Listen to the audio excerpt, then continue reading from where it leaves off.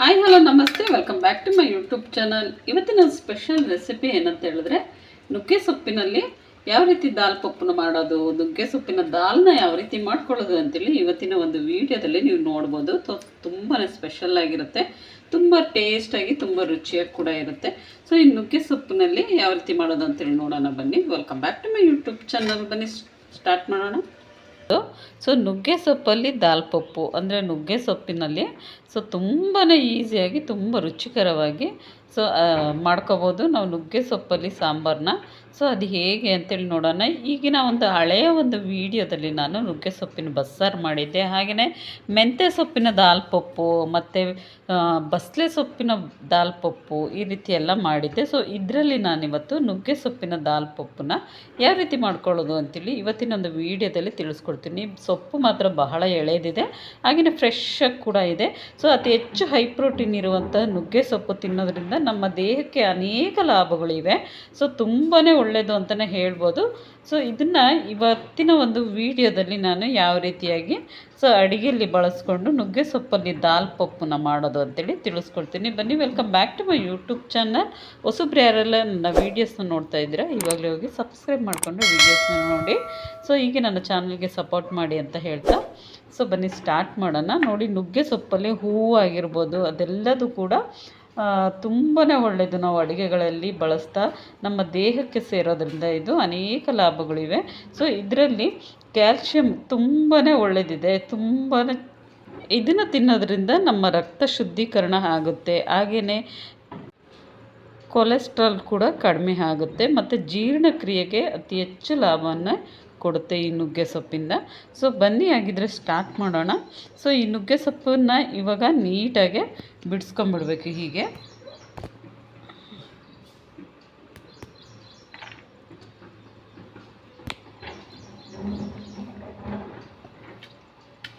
ತುಂಬಾ ಎಳೆದಿದೆ, ಇಲ್ಲಿ ನೋಡಿ.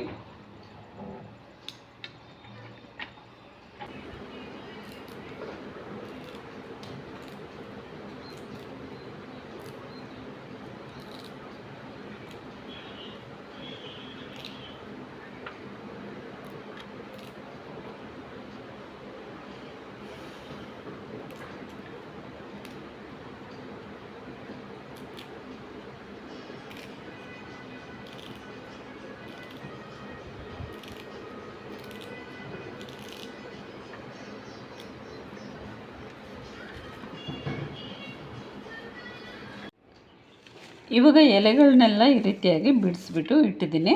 ಇದನ್ನು ಒಂದು 3 ಸರಿ ನೀಟಾಗಿ ನೀರಲ್ಲಿ ತೊಳಿಬೇಕಾಗುತ್ತೆ. ಇಲ್ಲಿ ನಾನು ತೊಗರಿಬೇಳೆನ ಒಂದು ಬೌಲ್ ಆಗೋವಷ್ಟು ತೊಗೊಂಡಿದ್ದೀನಿ. ಇದನ್ನು ಒಂದು 2 ಸರಿ ನೀರಲ್ಲಿ ತೊಳೆದ್ಬಿಟ್ಟು ಈ ಕುದೀತಾ ಇರೋಂಥ ನೀರಿಗೆ ಹಾಕೋಣ. ಬೇಳೆ ಚೆನ್ನಾಗಿ ಸಾಫ್ಟ್ ಆಗೋವರೆಗೂ ಬೇಯಿಸ್ಕೋಬೇಕಾಗುತ್ತೆ.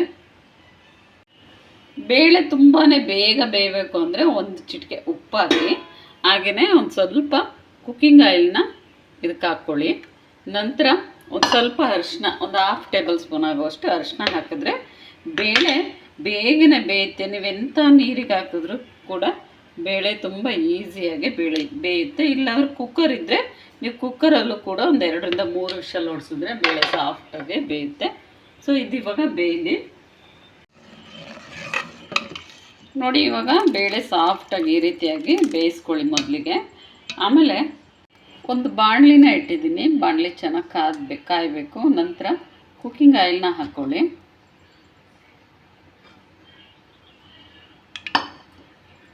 ಮೊದಲಿಗೆ ಸಾಸಿವೆ, ಜೀರಿಗೆ, ಹಾಗೆ ಕರಿಬೇವು, ನಂತರ ಬೆಳ್ಳುಳ್ಳಿ,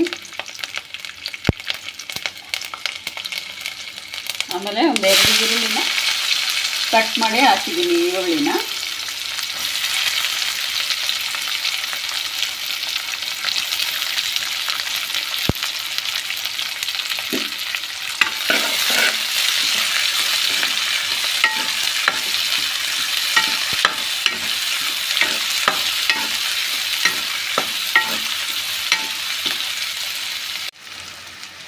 ನಂತರ ಟೊಮೊಟೊ,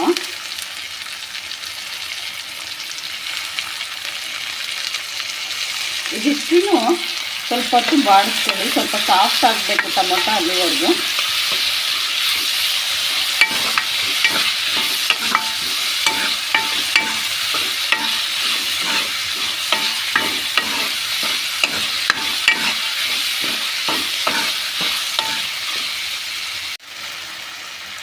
ಇವಾಗ ತೊಳೆದಿಟ್ಟಿರೋಂತಹ ನುಗ್ಗೆ ಸೊಪ್ಪನ್ನ ಇದಕ್ಕೆ ಸೇರಿಸ್ಕೊಳ್ಳಿ.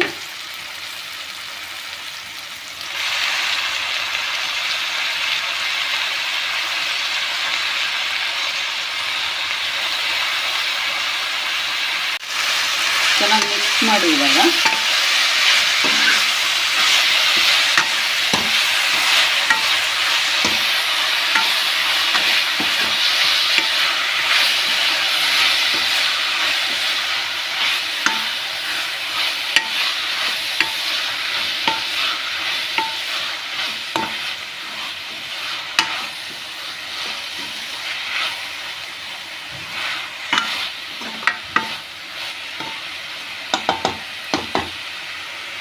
ಇದಕ್ಕೆ ಒಂದು ಸ್ವಲ್ಪ ಕಲ್ಲುಪ್ಪು, 2 ಸ್ಪೂನ್ ಆಗುವಷ್ಟು ಅರಿಶಿನ, ಹಾಗೆಯೇ 1-2 ಸ್ಪೂನ್ ಆಗುವಷ್ಟು ಅಚ್ಚ ಖಾರದ ಪುಡಿ, ಆಮೇಲೆ 1 ಸ್ಪೂನ್ ಆಗುವಷ್ಟು ಧನಿಯಾ ಪೌಡರ್. ಇಷ್ಟನ್ನು ಹಾಕಿ ಚೆನ್ನಾಗಿ ಮಿಕ್ಸ್ ಮಾಡ್ಕೊಳ್ಳಿ.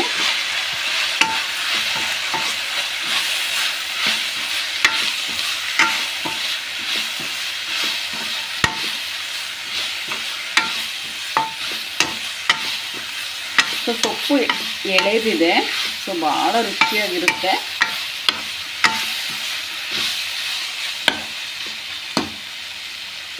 ಇದಾದಮೇಲೆ ಬೇಳೆ ಬೇಯಿಸಿಟ್ಟಿದ್ವಲ್ವ, ಸೊ ಅದನ್ನು ಇದಕ್ಕೆ ಸೇರಿಸ್ಕೊಳ್ಳಿ. ಸೇರಿಸ್ಕೊಂಡು ನೀಟಾಗಿ ಮಿಕ್ಸ್ ಮಾಡಿ.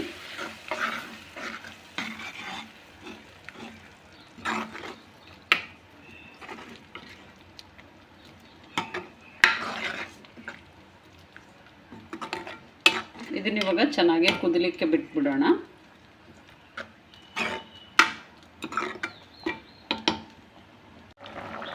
ಇಲ್ಲಿ ನೋಡಿ ಇವಾಗ ಚೆನ್ನಾಗಿ ಕುದೀತಾ ಇದೆ.